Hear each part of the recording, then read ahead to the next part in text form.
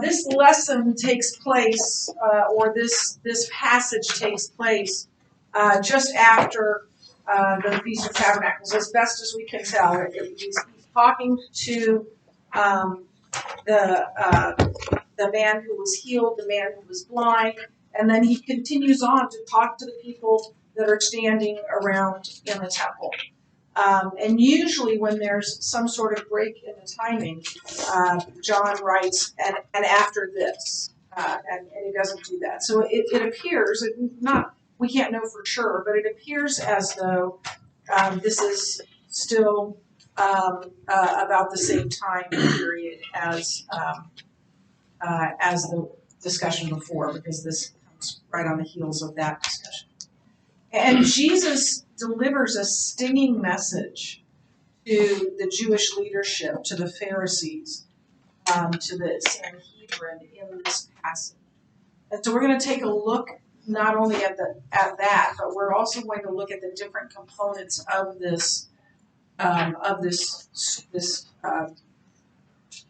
speech that Jesus gives to them.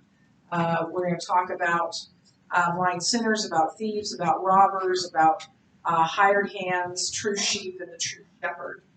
And we'll go through this bit by bit as we do that. So,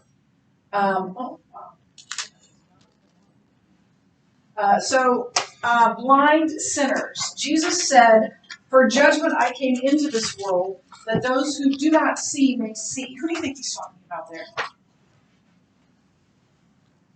Who are the people who do not see? The people who don't know him and don't know, the law. Yeah, the law. Well, maybe they know the law, but they don't know Jesus. And so when he says then that those people who can't see will see, what does that mean? They will know me. Yeah, they'll come to know Christ. And so he says that for judgment I came into this world, and so that those who do not see may see, and those who see may become blind. Who is it that sees that's going to become blind? The Pharisees thought they knew the law, and they thought they knew God. Right. He's talking specifically about the Jewish leadership, that they think they can see, but they're blind, and they're going to be offended by that. You know what I mean? It would offend someone, right? Especially if they thought they were doing okay. So some of the Pharisees near him heard these things and said to him, "Are we also blind? Are you telling us we're blind?"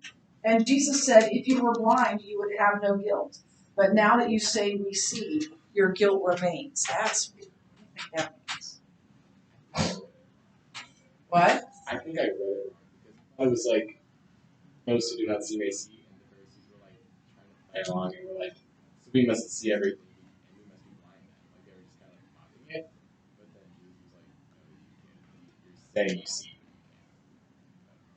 Yeah, and I like to imagine Jesus, like, I don't know if you've ever had this happen in class, but somebody's doing something they're not supposed to do, right? Or they're talking and the teacher doesn't say anything. She just goes, right? And everyone knows, ooh. And I have a funny feeling that Jesus, when he was talking about those who were blind, looked directly at them and not at the formerly blind man.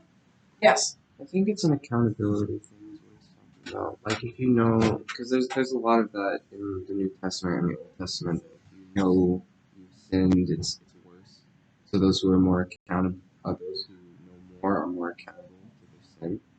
So I think what he's talking about is that the Pharisees knew the law at the back of their hand, and they were challenging him like, "Oh, so we're blind. We're blind." And he said, "Well, no, you said you're not blind, so now you're more accountable." Well, and they also knew the prophecies of Messiah. Right. So they should have recognized. They should have known. But right? they did not, because their hearts were hard. So we have these verses here, and here's what the curriculum says. You'll probably see this in the quiz, so I'll tell you.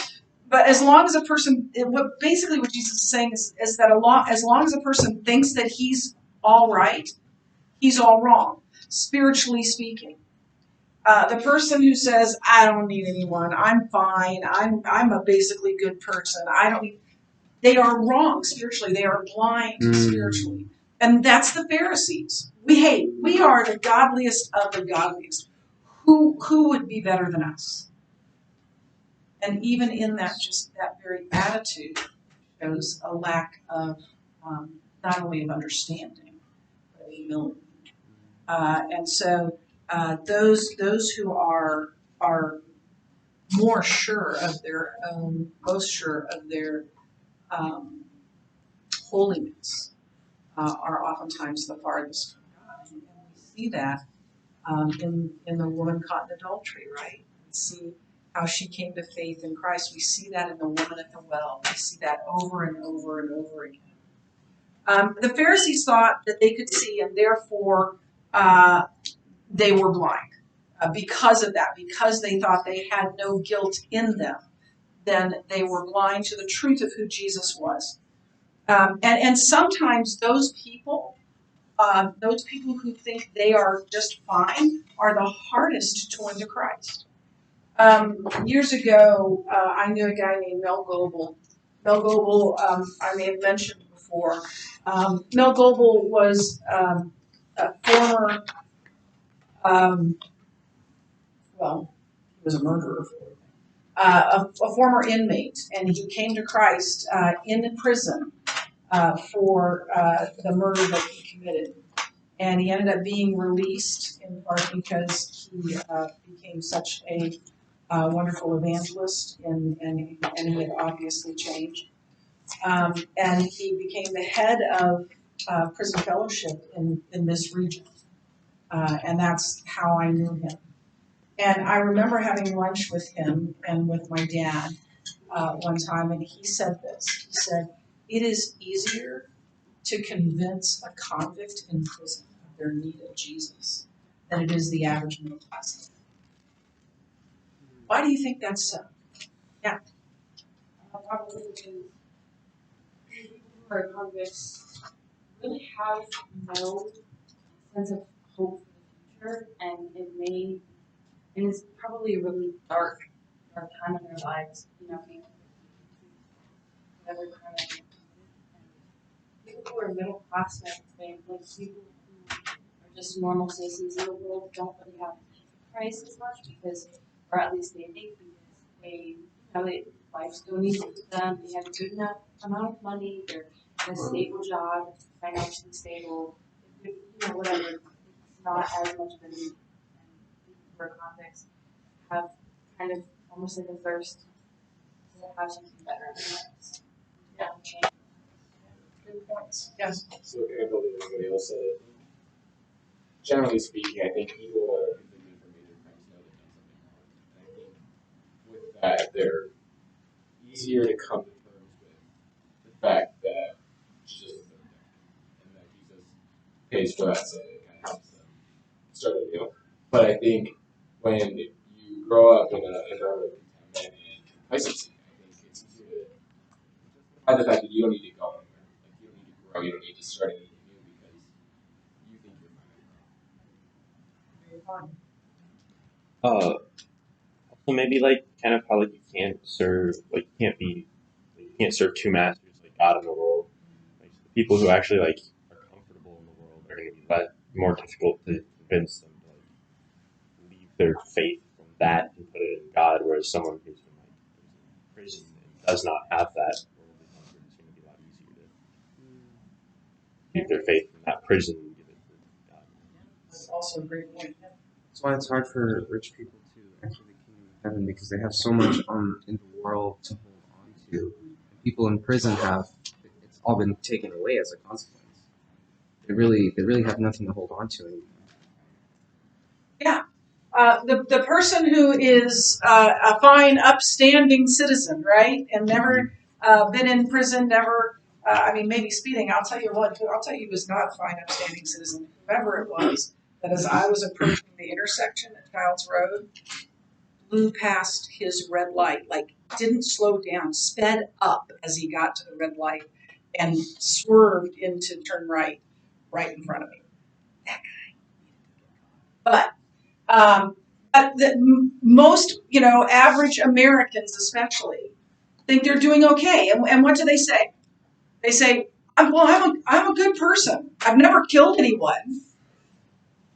And that's really our standard now, right? Okay, so you're not an axe murderer. Good, you're in. But that's not the standard, right? But Mel Noble was an actual murderer. He had killed someone. And he wasn't an axe murderer. He had Okay, that so it's going fine. for him. He's in. So we compare ourselves, right, with the lowest of the, like, I'm not Hitler.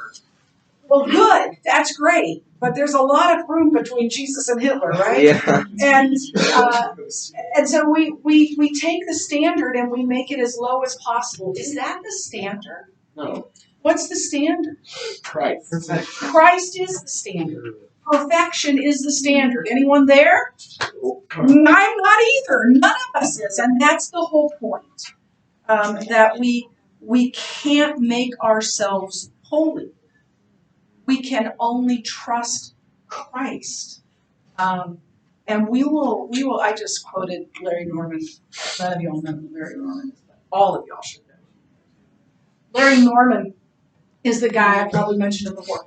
If you listen to contemporary Christian music, you should thank Larry Norman. You can't because he's dead. But you should thank him in heaven because he was the guy that started Christian rock, the very first one. And at the time, the church hated him because his music was too worldly, and the world hated him because he talked too much about Jesus, or sang too much about Jesus. That's like intersectionality. Like you're kind of caught in the mix. Yeah, but he's the reason that we now can listen to contemporary Christian music.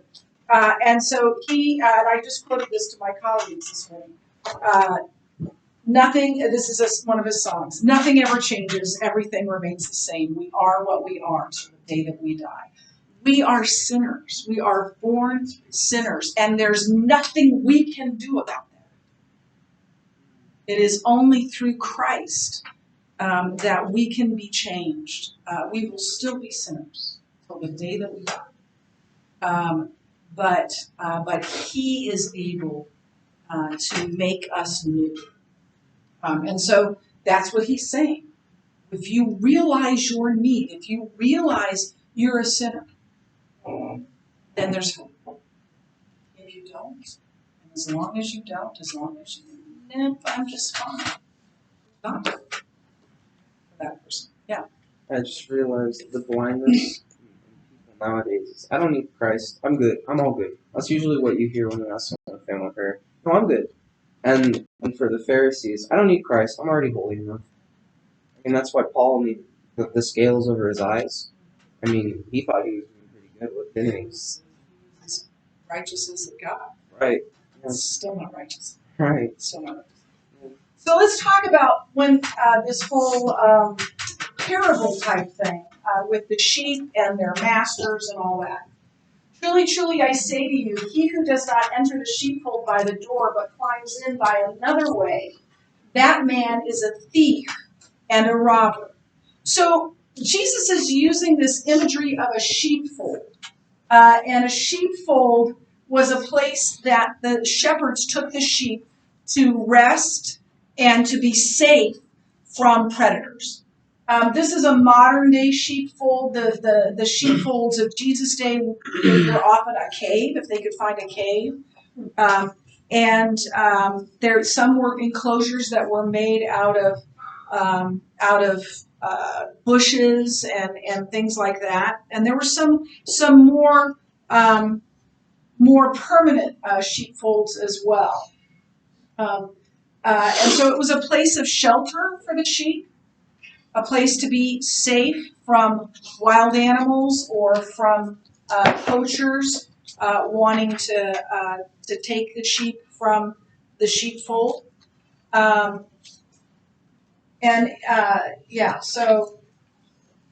I already explained it. So let's talk then about the definition of the sheep or the definition of the thief. But first, let me tell you, sheep are so cute, and there's such a sort of metaphor for kind of meek and mild, and who's afraid of a sheep? And, oh, really? I'll pray for you. No, I'm just kidding. But they're not the smartest. They're kind of like my dog Barkley, who at this point, I think has lost all the gray matter in his brain. And almost every day, he's 16 years old, poor guy, and the eyesight's going, and the hearing's going, but he's happy. And almost every day, he walks right through his water bowl and tips the whole thing over. Like every day, he's like, oh, that was there. Okay, I'm sorry. Just trying to get a little bath here. And so sheep tend to have this reputation of not being real smart. And they can't take care of themselves. They have nothing. Maybe they could ward someone off with their cuteness. Oh, look, he's so cute. I'm not going to eat him. But they have no defense mechanism to ward off the predators. So that's why even now sheep aren't out there on their own, right? They're not just wandering in the streets. They need help. They need the help of the shepherd. Yeah. So I think there was a few reports of some sheep that just wandered off cliffs.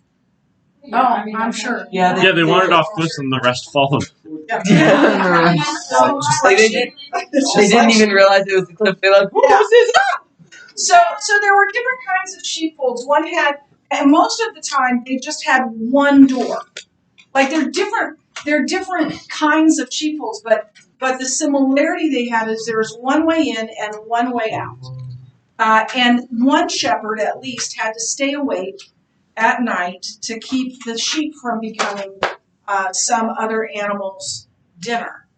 And so let's talk about then the definition of a thief. So obviously it's one who breaks into a house to steal. They're not supposed to be there. And one thing that is true of people who are thieves is they don't come up and knock on the door or ring the doorbell and say, hey, I'm here, give me all your silver. They break in. They go in another way. So Jesus says, and he comes in by another way. They don't come in the front door. They come in another way. Years and years ago, I think I was in college, I don't know, but I was young. And I know it's hard to believe. My dad, just as quickly as possible, my dad was in charge of a law that was going to be passed, and it was passed, but it was controversial. He was working for ConAgra at the time, and he was the point man for this called LD 775. You can look it up, but right now how downtown Omaha is like growing, and they're building, and all of it's because of LD 775. All of the and the North Downtown and all that stuff, all of that, the CHI Health is because of LD 775.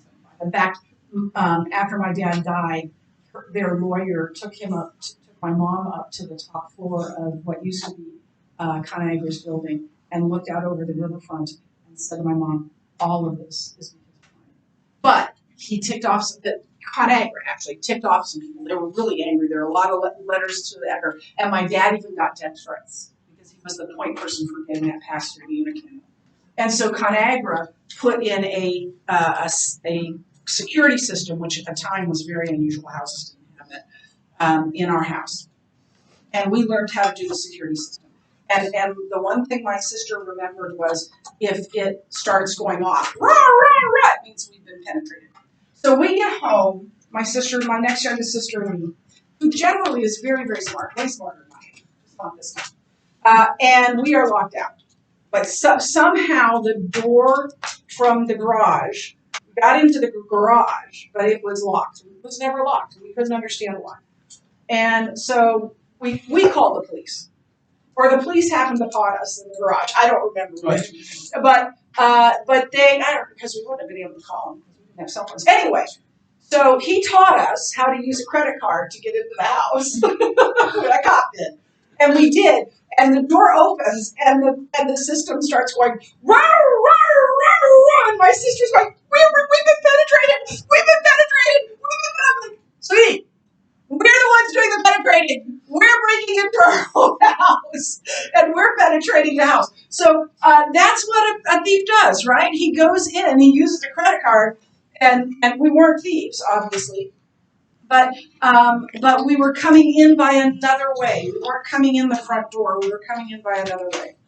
And so, because Christ is the door, everyone who tries to get to heaven by another way won't get there. Because he is the door. He is the way. And if someone is preaching something other than that, then they are leading others astray.